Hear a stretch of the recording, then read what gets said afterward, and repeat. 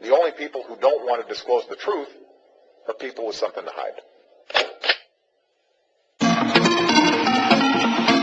So we now know that Barry Soetoro was sucking on more than just a crack pipe in the 70s. It is known, and we have basically had every bit of evidence come at us about his identity, about his, and am I anti, homosexual? I mean, I don't roll that way at all. But I'll defend the rights of the homosexuals if they want to go get married. Let's leave the government out of their bedroom. I've always tried to defend their constitutional rights. But, there's something very disturbing about somebody who wants to hide that part of them when, in fact, I mean, having the best of both worlds, wanting, equal protections under the law on one hand, and then really deceiving the American public all the way around by having Michelle Obama being his wife and him not even disclosing anything about that very, very dark past. Now, one big thing about his dark past is his eligibility to be president of the United States. Now, Mia Marie Pope is with me, and she is now telling us, with certainty that he was known as a foreign student. Is that correct? Oh, without a doubt. Because I'll start and preface it that, okay, I'm very familiar with the school Punahou. And this is a school that you can probably associate that with a handful of other elite schools in the country. And they have some really stringent admission standards.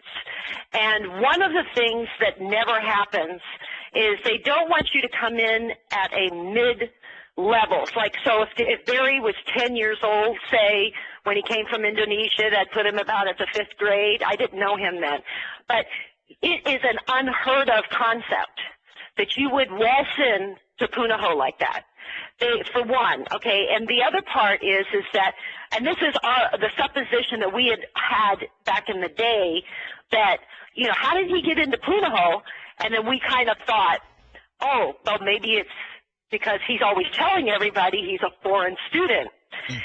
And that was something that he just wore as a part of his identity. And one word that came back to me that I wasn't familiar with at the time was the word Mombasa. I don't remember him saying anything about Indonesia, but I do remember the word Mombasa. And at the time, as a 13, 14, 15-year-old girl, I didn't know if that was person, place, or thing. Now, later on, as I grow up, I go to school, I'm becoming more knowledgeable, the word Mombasa associated with Kenya, then I'm thinking, because when I first heard that, I thought, where have I heard that word before? And so he used to say things about Mombasa, and now we subsequently know that that's in Kenya. In Kenya, yeah, wow. Right. So it was something like, just like you would have an ordinary conversation, who are you? And he's a foreign student. And then, and that's how we kind of said, oh, I guess maybe they've got a special waiver or some special consideration at Punahou for foreign students, which we'd never heard of before. And I've had boyfriends that have gone to Punahou, and I've had friends that have gone to Punahou, and that's not anything I've ever heard of. I mean, that's over 100-year-old school, and I'll bet you $1 that before Barry Soetoro that never happened, and I don't think it's happened after. I mean, it's really an unheard of concept to just waltz right into Punahou like that. Well, let me ask you this. Have you ever been, because there's been a lot of investigations, one of which is being conducted by a guy named Mike Zullo. I think you've heard about Sheriff Arpaio's investigation, the cold case posse. Now, I've also had Mike Zullo on the show multiple times, and I've supported his efforts to expose the truth. Unfortunately, they're not revealing the truth, and I don't know why if they know crimes have been committed here, why they're not coming forward. But let me ask you this. Has Mike Zullo ever contacted you to ask you the details about what you know about Barry Soetoro? Not yet. And through another lady from Hawaii, she has forwarded documents from me to Mike Zullo. So since I'm pretty new on the scene, I'll say not yet have I talked to Mike Zullo, but I'll look forward to speaking with him. Well, let me ask you something. What has made – I'm going to fast forward now to the present day, because obviously there was a point where you saw a man named Barry Soetoro running around being called Barack Obama. Did you just stop in your tracks and say, that's Barry Soetoro? Yeah, when Barry first came on the scene, where we could start hearing and seeing some things about him, and I heard Barack Obama, I just shook. I said, what? Come on now. And I knew something was up. And I was like, okay, so he changed his name, okay.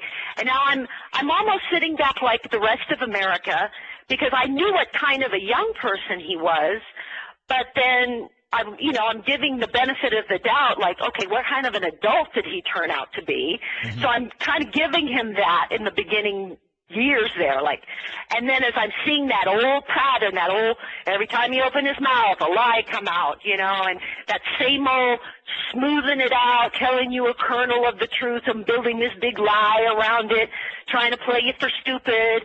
And then I thought, that's old Barry there. So then that's when I started jumping on the bandwagon, like, come on now, this is not what, America thinks. And that's when I started calling the FBI and the Secret Service, even, I called them. And really? Tried to bring to their attention about his fake Social Security numbers and his fake addresses. And when did you start doing this? About 3 years ago.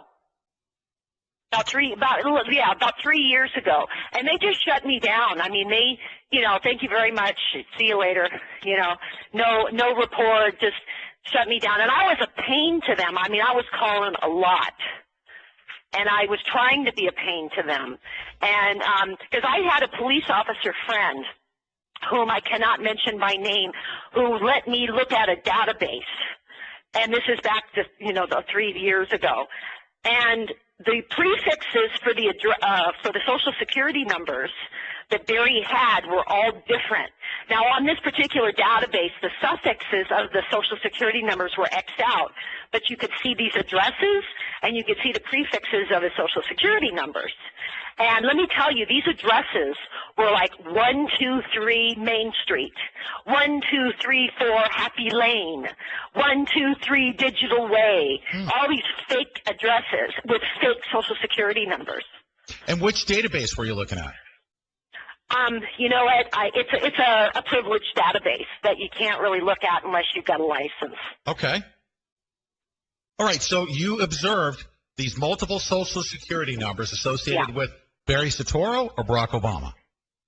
It did say Barack Obama, so it looked to me like this database started from the time after he was 18 years old. I haven't laid eyes on him since he was 17 or so, about 17 and a half.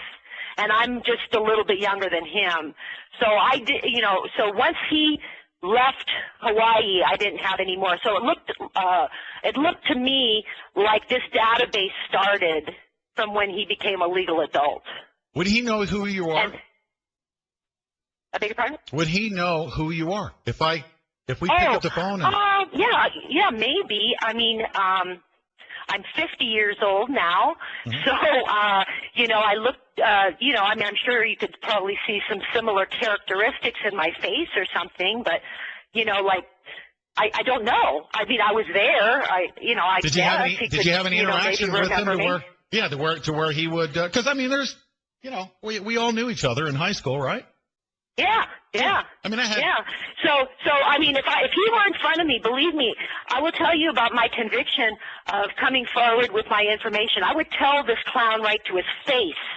And, if the Secret Service wouldn't jump me, I would tell this clown right to his face. So, I'm fed up with Barry. Has anybody questioned whether or not but now I know all the details. By the way, I'm on your side. This isn't a challenging question, but I want to actually put this out there and offer this. If anybody questions what you're saying, would you be willing to take a polygraph test? I guess so. I mean, I don't fear anything. I have a long documented history of Hawaii. One need only take a look at me and you're going to see Hawaii all over everything regarding any of my records. So I say have at it, get your best investigator, and you're going to find that I have not misrepresented anything. There you go. And as far as, a polygraph, one thing is, like I said, I don't have a problem with that, except for the reliability of the apparatus itself. Sure. There's a reason it's not admissible in court. So I would sort of like, I don't want to get set up by Obamanoids who are going to like, Sure. you know, do a fake thing on me and then try to, you know, say, oh, look at here, she didn't pass. Yeah, you know, I've got a ton of circumstantial evidence. If it ever comes about, yeah, if it ever comes about, just know that we would back you in those efforts. Just tell people, yeah. Pete Santilli said he would definitely help with the polygraph test to validate. Then if I have a good, reliable, neutral source, I don't have any problem with that. Good. And even though it looks like maybe I'm the Lone Ranger, there's a lot of people that know about Barry. It's just they haven't found the personal courage, or they're just not at the point where they're ready to stand up. But I am in no way like the only person that knows the real scoop on Barry Soetoro. Yeah, and you know a lot of things that are very, very critical. I mean, I would consider them to be national security issues. I mean, if he's out there portraying himself as a foreign student, that's a problem. Yeah. Okay? If he's out there being called Barry Soetoro, well, at what point did he go from Barry Soetoro to Barack Hussein Obama? I mean, we need to know these things. And let me ask you this. Right. Mia, why do you think this is being covered up? Because I think that certain elements, I mean, if you in the government, as well as, you know, we've got these globalist individuals that are bent on the destruction of America. You got the gangbangsters in on it. And so quite clearly, some powerful entity placed Barry Soetoro in the White House. Okay, if you really knew this guy, and he's not even so intelligent. I'm not saying he's the dullest tool in the shed, but they make him out like he's some brilliant guy. Listen to him talk without a teleprompter. Just listen to him talk one time without a teleprompter, and it's very telling about how really brilliant the guy is. So somebody put him where he is. And I have a theory, a working hypothesis, that he's doing the bidding for this rogue shadow element of the government, and they dangle the carrot in front of him like, hey, Barry, keep doing our business, do our business for us, and we'll let you stay behind the microphone. Oh, and because he's got that narcissistic personality disorder, so he's really getting off on, getting his narcissistic supply. Oh, and I think that's what's happening. And any libtard out there that disputes that and calls us conspiracy theories, all right, are ignoring the evidence that exists. So many different anomalies that exist. Now, the FBI won't investigate it. The Secret Service won't investigate it. I mean, I've contacted the Secret Service and asked them. Did you know this, by the way? I picked up the phone. I called the White House. I spoke to the Secret Service and asked them to go have him arrested. He's hijacked the White House. I did too. Oh, you did? Yeah, I told him. I said, you know where the problem is? 1600 Pennsylvania Avenue. Get him, Tiger. And they don't do nothing. They do absolutely nothing. And it's remarkable to me. Now, I've also been told, and I want to hear what your comment is about this. He's signed so many executive orders and so much legislation. They say that if they tried to, investigate and expose this, it would invalidate every piece of legition. I say, so what? That is so critical. And I agree. I mean, if you look at the systematic destruction of our Constitution, and you don't have to be a rocket scientist to look at how they're incrementally destroying America's economy. I mean, that's what this Obamacare is all about. And then if you look at all of these executive orders where they're incrementally taking, everybody's a criminal. When you walk down the street, you even don't have an idea if you're breaking a law now, so now every citizen is a criminal of some, so now we're getting closer and closer to that, Nazi Germany type, shake you down for your papers so you can walk down for the street type life. And, he's doing his part. And he's not the only president. I mean, he's our problem today. But, I mean, I think several presidents in the past have done their part, do their angle, and then now it's Barry's turn and he's doing his angle. But it's plain that Barry Soetoro does not work for the American people. Oh.